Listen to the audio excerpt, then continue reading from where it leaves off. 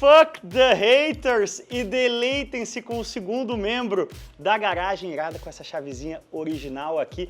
Muita gente corneteou que o primeiro carro, o nosso Gil, o Porsche Boxster S 2001, não tinha espaço para a cadeirinha do Noah, mas este cara aqui tem Ford Explorer Limited V8 1998 preto Harvard.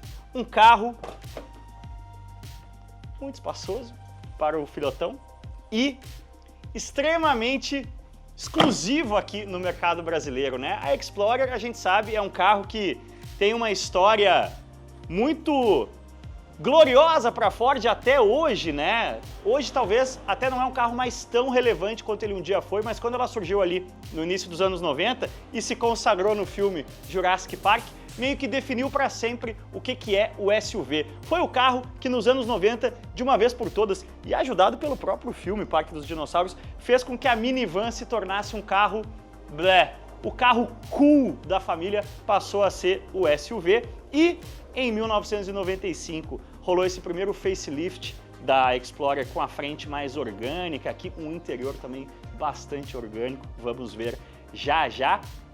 Em 1996, o V8 Windsor 5.0, segundo a Ford, vamos ver um pouco mais sobre essa matemática também em instantes, chegou a Explorer XLT nos Estados Unidos. Mas você sabe, esse tipo de carro lá não é um carro de topo, acima da Explorer tinha a Expedition, Excursion, mas nos mercados de exportação a Explorer já era o maior SUV que a Ford vendia, então ela merecia uma versão mais requintada, uma versão limitada. Tá aqui, ó, a nossa versão Limited com o V8, mirada direta e reta no outro carro que eu considerei para ser o nosso Family Bus, o Jeep Grand Cherokee V8, né? A gente teve a versão Laredo e a versão Limited também no nosso mercado, mas Grand Cherokee V8 me pareceu um carro tão óbvio nessa comparação, nessa escolha, e aí, então eu acabei me fascinando mais pela ideia de ter um Mustang, sim, o mesmo motor do Mustang GT SN 95 dos anos 90,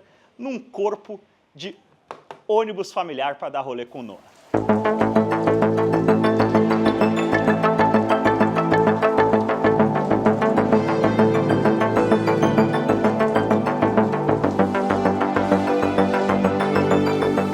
Dá uma olhada, por exemplo, nessa grade de barras horizontais, isso era exclusividade da versão Limited. Nunca houve no mercado americano um Explorer com essa frente. E aqui, ô glória, com amortecedor pantográfico e manta acústica, o V8 Windsor.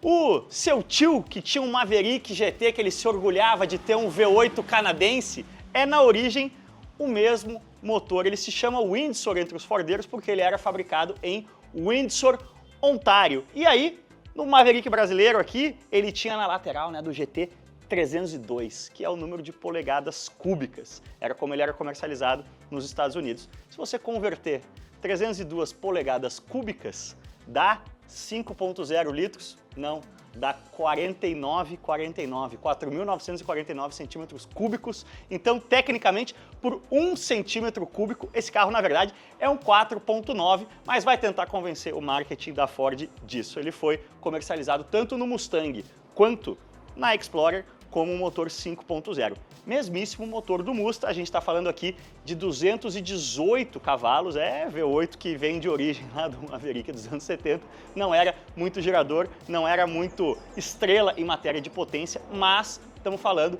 de 40 kg de torque praticamente, que fazem a nossa barca aqui e de 0 a 100 na casa dos 10 segundos, mas não é um carro sobre geração de números e sim sobre as sensações que ele desperta.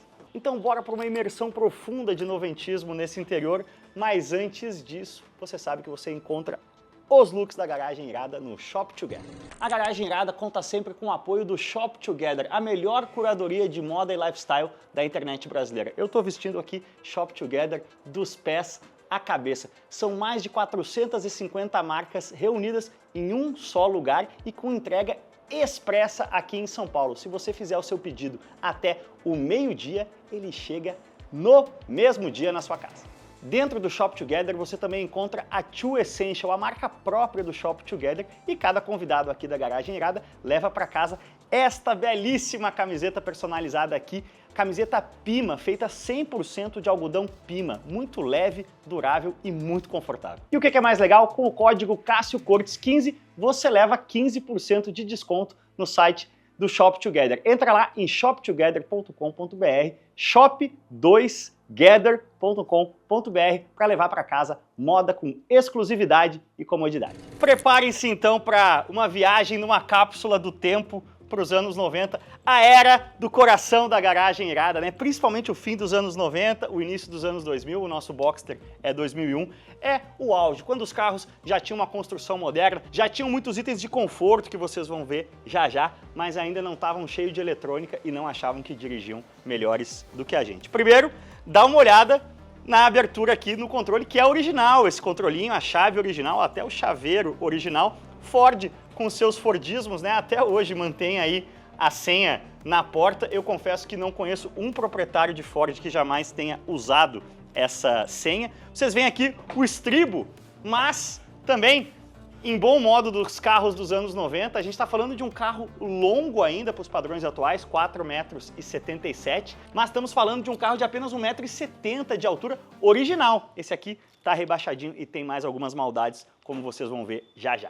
Dá uma olhada nesse interior mais puro suco de anos 90, as formas orgânicas, tudo arredondadinho, mas como eu estava falando, a versão Limited era uma versão top de linha pensada para mercados aí onde ela tinha que oferecer muito luxo, muito requinte, muito equipamento, desde os bancos de um couro macio que estão zero bala. O carro foi muito bem recuperado aí pelos nossos amigos da 4 Centro Automotivo, com direito ao couro perfuradinho, que era muito característico dos Ford de luxo, até no Brasil, né? Quem teve Del Rey ali no fim dos anos 80, início dos 90, lembra desse couro perfurado. Aí, tava falando de maldades, né? O V8, my friends, tá borbulhante, recebeu um escape que parece quase mentira que o 0 a 100 vem em 10 segundos, né? Parece que é mais rápido, mas é um carro pesado, é um câmbio automático de 4 marchas. Naquela época não tinha botão Sport ainda. Deixa eu deixar a parte elétrica ligada aqui para vocês verem alguns detalhes. Primeiro, vocês estão ouvindo um barulhinho aí no fundo, talvez, que é a antena antena retrátil, sobe e desce, o motor está funcionando, mas ela está travada, então a gente ouve o motor patinando aí, e a antena nem subindo, nem descendo. Primeiro item da lista de coisas a arrumar. Aí depois, um desbunde, né? Espelhos elétricos, teto solar elétrico aqui, gauge de temperatura e bússola, também tal qual um Del Rey tinha como algo de muito luxo. E agora se falando de coisas que eram muito raridade, se falando de carros ali ainda nos anos 90. Ar digital, olha só que bacanudo. Esses números verdinhos assim com o fundo preto é o mais puro suco, né, de anos 90. Ar digital, né, na temperatura, na intensidade aqui do ventilador. Som ainda naquela era de transição, né? No nosso Boxster 2001 a gente tem só CD changer. Aqui o pessoal ainda estava fazendo a migração da fita, né, tape, para o CD. Mas o meu item preferido deste interior é esse proto multimídia aqui, precursor dos multimídias atuais, que é um computador de bordo cheio de teclas que na época a galera chamava de computador de bordo ou check control, né? Trazia várias coisas de status do carro. Então o primeiro aqui, ó, autonomia, 290 km até o tanque vazio. E sim, o nosso V8 bebe, gurizada, mais sobre isso já já. Você pode escolher, né? Era um carro de exportação, então você pode escolher medidas em quilômetro, né? O métrico, ou medidas imperiais americanas aqui, 181 milhas. Então aí a gente tem a autonomia, de quanto a gente andou agora, né? O triplo, 275 km nessa viagem. Faltam 44 litros para o vazio. Dando uma olhadinha aqui no nosso tanque, ele está na metade, então você já faz um cálculo aí que a gente tem um tanque de quase 90 litros. Vai doer na hora de abastecer. E aqui, sim, a economia, a gente está fazendo uma média de 23 litros para 100 km, que é a medida clássica europeia. Mas esse aí tá fácil, né? Divide 100 por 25 é 4.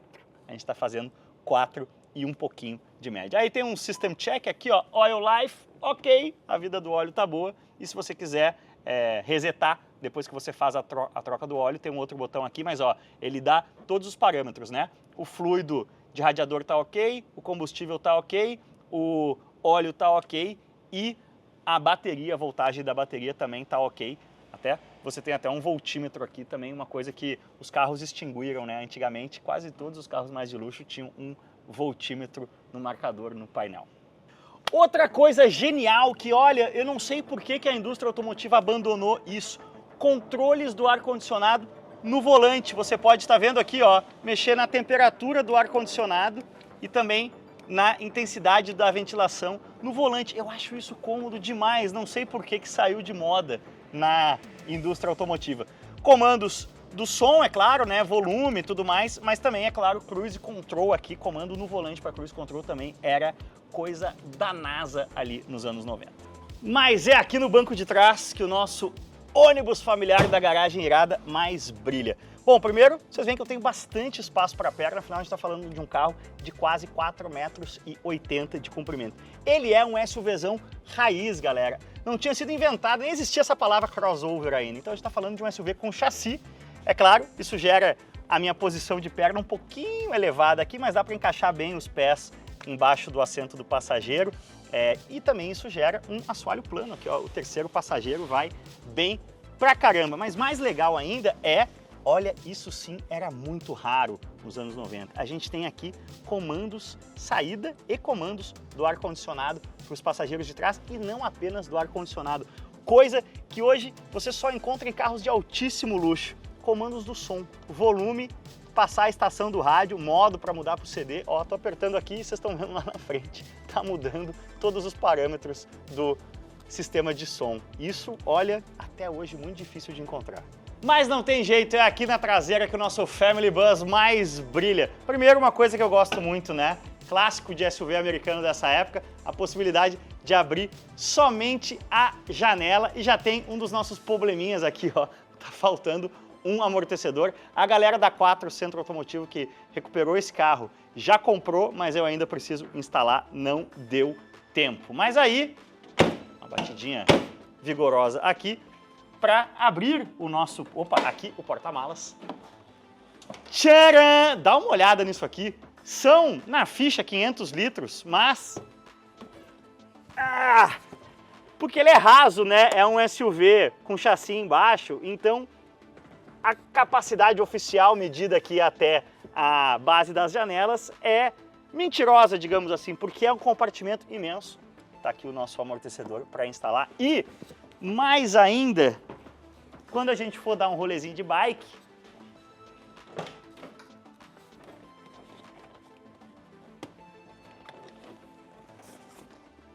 essa rebatida totalmente plana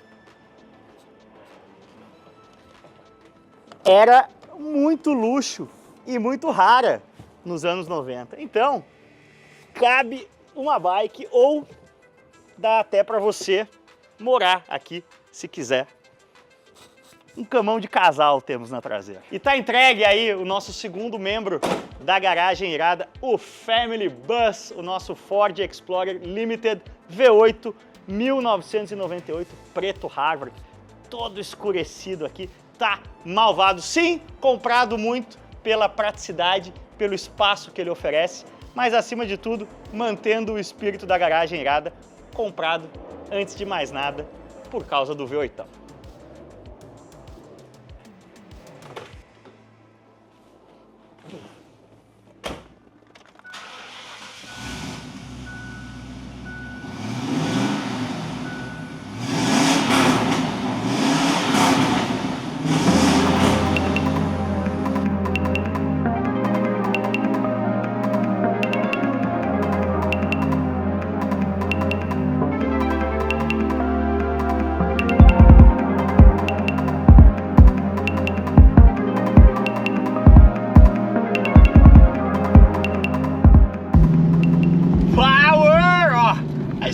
Carro é muito simples.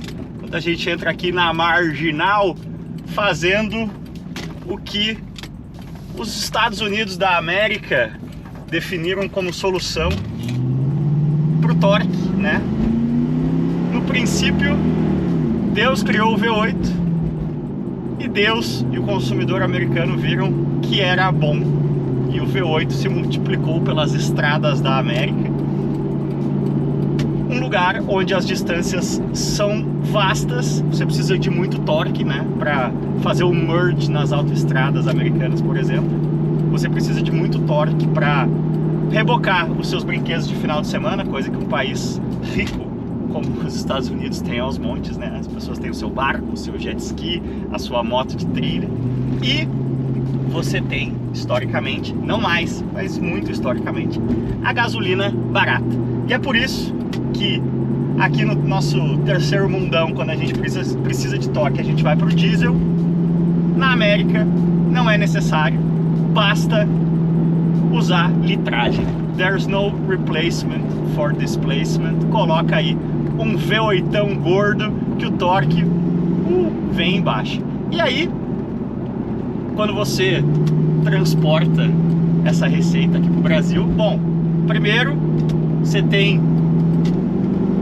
o borbulho mais gostoso que um escape pode produzir, e segundo, tem um carro muito gostoso de guiar, né? Olha o molejo aqui da Suspa, aquela receita americana de suspensão macia, estilo Cadillac, para gerar conforto, é a receita dos SUVs grandes também lá, apesar de que o Explorer é um SUV médio, né?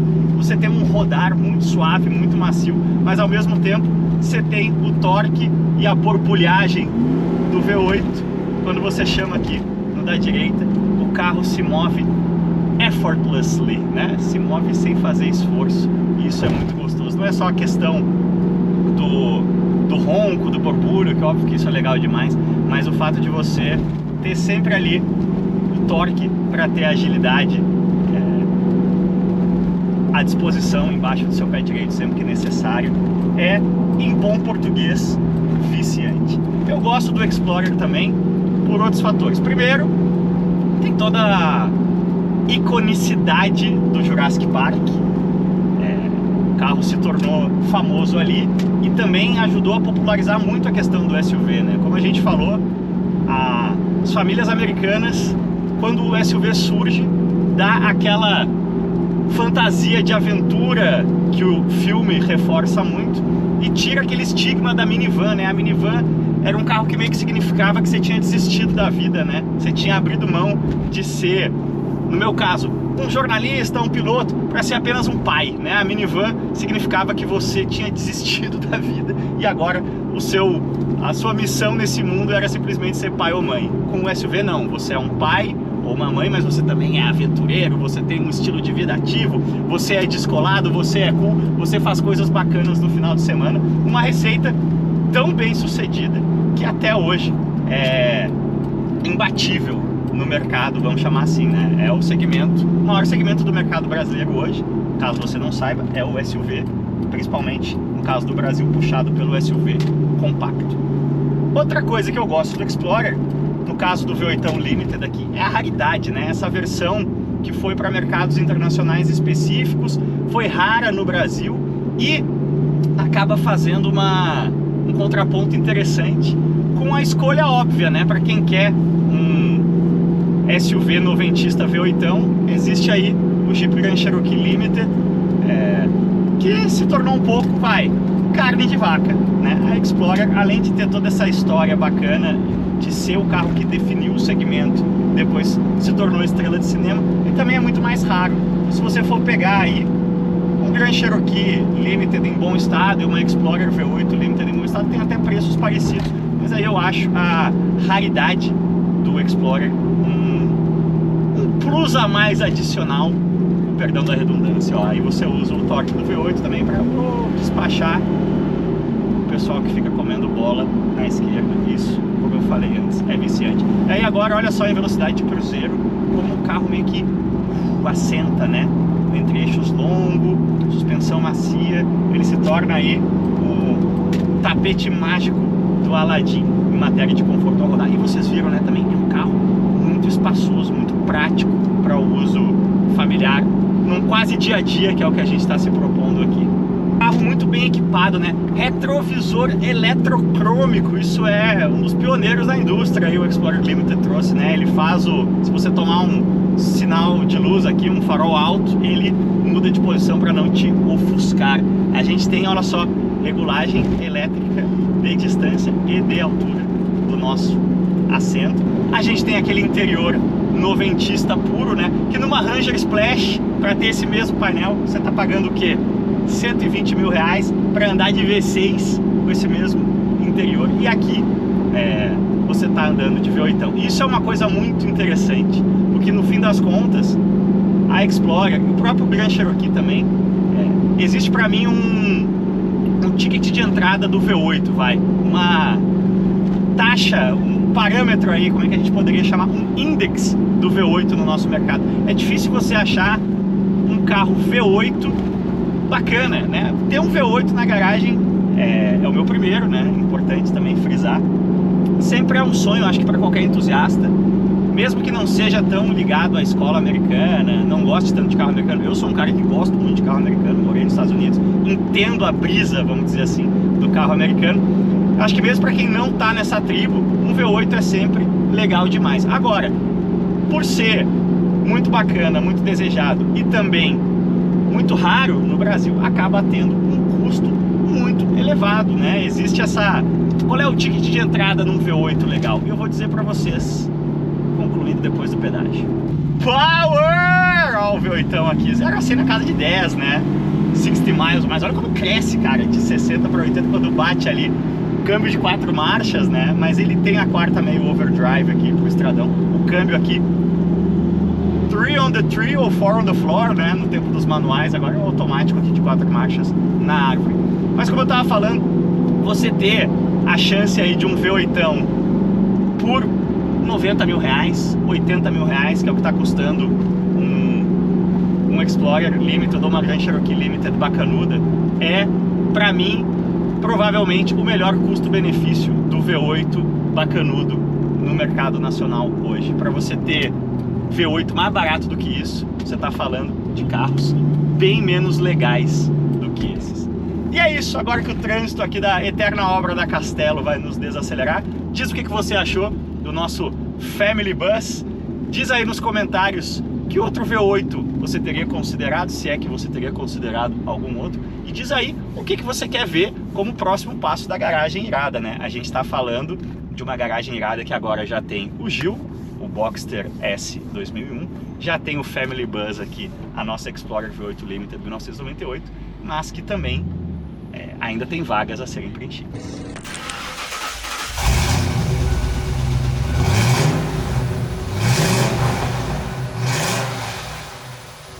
Fala sério, né? Esse ronco merece demais o seu like, a sua inscrição no nosso canal. Siga @Garagem Irada para acompanhar mais conteúdo de bastidores. Siga @ShopTogether, compre, use o código Cássio Cortes 15. Quando você apoia quem nos apoia, a gente consegue ter muito mais conteúdo para vocês e consegue expandir a Garagem Irada. Primeiro membro, o carro esportivo, a máquina de memórias do Noah, já foi adquirido. O segundo membro, o ônibus familiar com motor V8, também já foi adquirido. Agora a gente precisa cortar 2 rodas dessa história e ir atrás de uma motoca.